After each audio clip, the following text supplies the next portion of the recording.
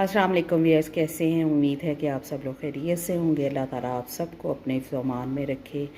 तो जैसे कि रमज़ान का महीना चल रहा है अपनी रहमत और बरकतों के साथ, और हर घर में अल्हम्दुलिल्लाह अच्छे अच्छे पकवान जो है हर बंदा अपनी हैसियत के मुताबिक कुछ ना कुछ ज़रूर बनाता है। और पकौड़े जो हैं वो तो तकरीबन हर घर में ही बनते हैं डेली बेस पे, और जो मर्ज़ी बने लेकिन पकौड़े लाज़मी बनते हैं। तो मैंने कहा मैं आज बनाने लगी थी पालक के पकौड़े, और हर बंदे का अपना तरीका होता है हर चीज़ बनाने का। तो मैंने कहा मैं आपके साथ शेयर करती हूँ कि मैं किस तरह से बनाती हूँ। और मैंने ये सारी चीज़ें जो हैं जो पकौड़ों में शामिल होंगी वो मैंने काट के रख ली हैं। और ये पालक है, मैंने बारीक बारीक काटी, इसको मैंने अच्छे से धो के टोकरी में डाल लिया है। आलू है, आलू भी बारीक बारीक से मैंने काटे हैं। और जूलियन स्टाइल में प्याज है, एक मीडियम साइज़ का वो लिया है। सब्ज़ मिर्चें हैं, सब्ज़ धनिया है। ये सब चीज़ें जो हैं ये पकौड़ों के अंदर जाएंगी। और स्टार्ट करते हैं, और मैं आपके साथ शेयर करती हूँ कि मैं किस तरह से ये सारी चीज़ें बनाती हूँ। एक बड़ा सा मैंने बाउल ले लिया है स्टील का, और इसके अंदर तकरीबन आधा पाव मैंने डाला है बेसन, और तकरीबन 3 से 4 चम्मच जो हैं मैंने डाले हैं इसमें मैदे के।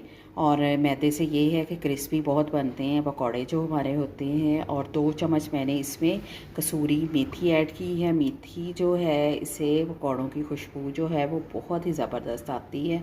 और बाकी मैं आपके साथ मसाले इसके शेयर करती हूँ। मसालों में मैंने लिया है सफ़ेद नमक जो है ये मैंने लिया है तकरीबन 1 टीस्पून लिया है। 1 टीस्पून ही मैंने सुर्ख पिसी हुई मिर्च ली है, और half teaspoon chilli flakes है, पिसा धनिया है और साबुत धनिया है। और साथ में अनारदाना है, थोड़ा सा गरम मसाला, और ये है काली मिर्च और सफ़ेद ज़ीरा और अजवाइन।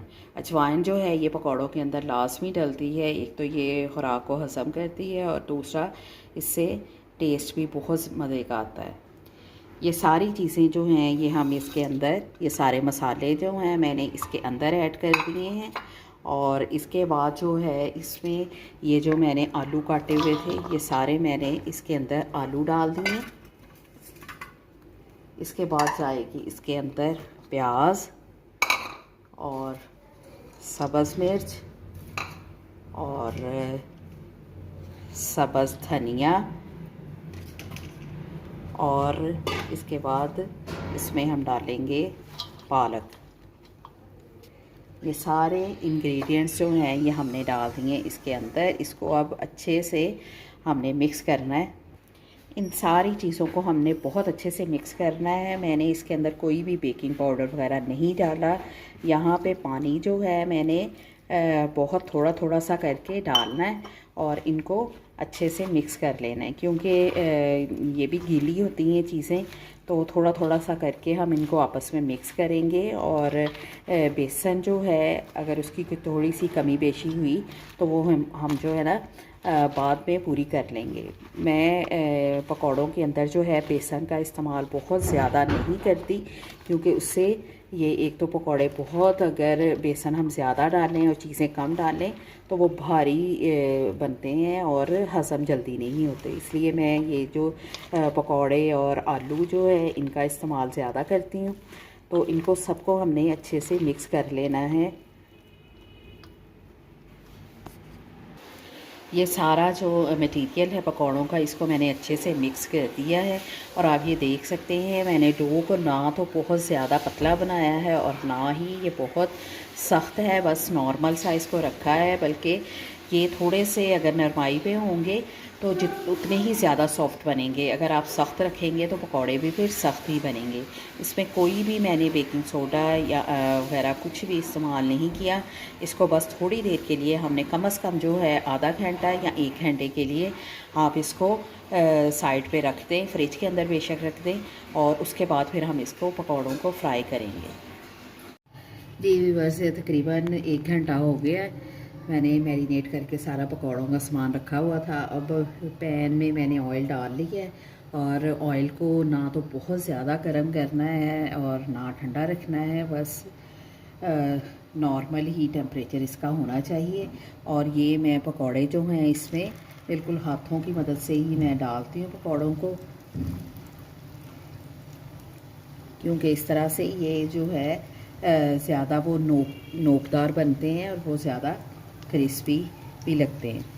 इस तरह से थोड़े थोड़े करके मैं सारे पकौड़े जो है इसके अंदर डाल दिए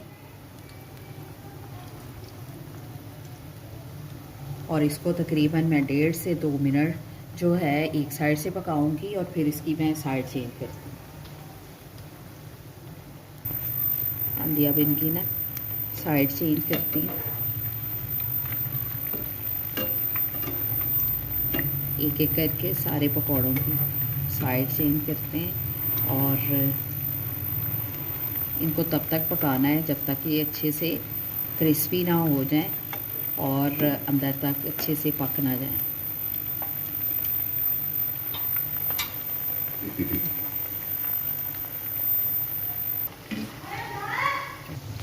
हाँ जी, ये देखिए ये दोनों साइडों से अच्छे तरह से ये हो गए क्रिस्पी और ये तैयार है बिल्कुल। इनको मैं अब निकाल लेती हूँ।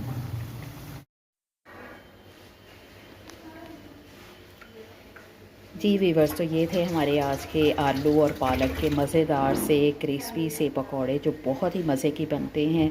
आप भी ज़रूर ट्राई करिएगा और दही की चटनी के साथ खाएं या केचप के साथ खाएं, दोनों के साथ ही बहुत ही मज़े के लगते हैं। लाइक और शेयर करना ना भूलें और कमेंट्स में ज़रूर बताइएगा कि आपको ये कैसे लगे। दुआओं में याद रखें, कल हम इंशाल्लाह एक नई रेसिपी के साथ मिलेंगे। तब तक के लिए अल्लाह हाफ़िज़।